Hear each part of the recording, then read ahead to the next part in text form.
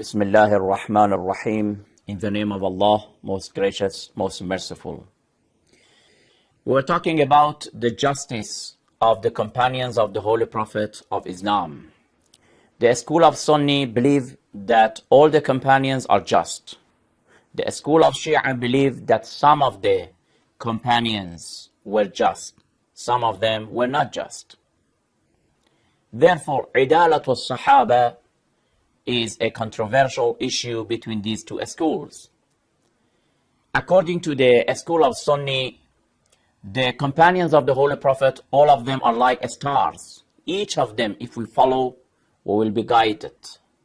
But from the Shiite point of view, no, some of them were good, we can follow them, but some of them were not just. We talked about some of the verses which indicate that no, some of the companions were even hypocrite. And this is why the chapter of the hypocrites, Surah Al-Munafiqun, was revealed. Whom this chapter is talking about? Is it talking about the Jews, the Christians? Of course not. The companions of the Holy Prophet of Islam. And today we want to give at least some traditions from the very authentic books which show that we can't say all the companions were just. The book As-Sahih al-Bukhari is, of course, the foremost authentic book among the Sunni world. I give two references of this book. In the book of Sahih Bukhari, of course, it has again different books within itself. The book of the beginning of creation, Bid'ul Khalqi, under the verse of chapter 4, verse 125, وَاتَّخَذَ اللَّهُ إِبْرَاهِيمَ خَلِيلًا. Under that verse, in the book of Sahih Bukhari, volume 4, page 1110. Also, the second reference in the very book, the book of beginning of creation, under the verse وَاذْكُرْ فِي الْكِتَابِ مَرْيَمْ, chapter 4, again verse 125, there is a tradition. And that tradition, when it is talking about the day of judgment, when some of the companions of the Holy Prophet of Islam have problems and difficulties in that day, and Prophet Muhammad is crying and says that, "Oh Allah, Ya Rabbi Ashabi, oh Allah, my companions, what about them?" Allah subhanahu wa ta'ala says, فَيَقُولْ إِنَّكَ لَا تَدْرِي مَا أَحْدَثُوا بَعْدَكَ. You don't know what did they do after your demise. The very companions that you, the messenger of God, are showing affection to them. You want to be sympathetic with them and merciful to them, but these companions, after your demise, they did very wrong actions. According to this tradition of the book of Sahih Bukhari, we can conclude that at least part of the companions did wrong actions when they were alive.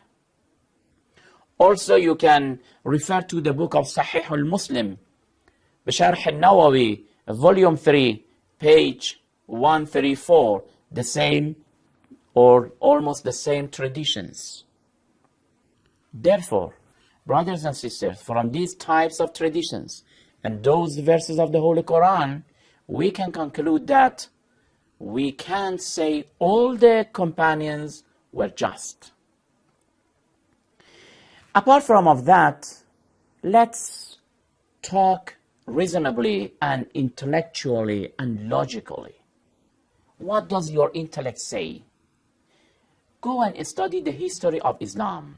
What happened in the history of Islam? After the demise of the Holy Prophet of Islam, let's talk about the third caliph, Uthman. Who killed him? Were not they the companions of the Holy Prophet of Islam? In that period, some of the companions were for him and some of the companions were against him. Now, can you agree with this saying to say that all of them were right? They killed each other. They killed each other. Can you say that the killer and the killed, the murderer and the murdered, both of them were right? Both of them were like stars that if you follow up, you will be guided?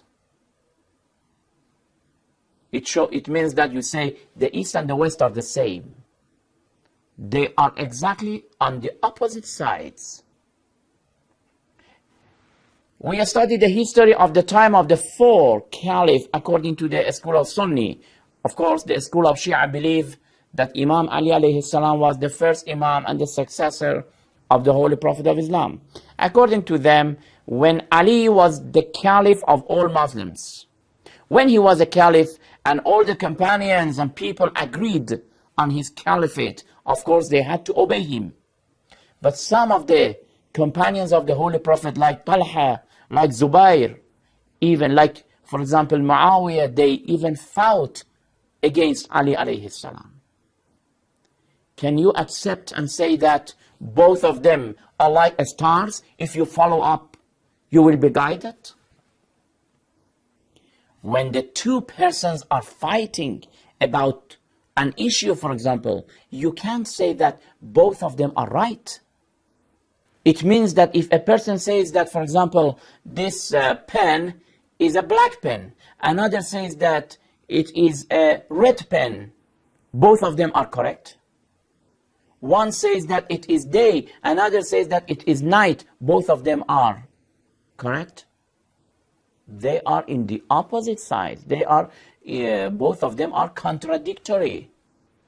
When they were fighting against each other, we can't accept it. Even if we did not have those verses, if we did not have those traditions, our intellect says that you can't swear for all companions, hundreds of thousands, that even one of them was not a wrongdoer. Therefore, it is not logical to insist on this issue, to say that all the companions were right. Maybe they say, okay, they were mujtahid and they made a mistake in their ijtihad.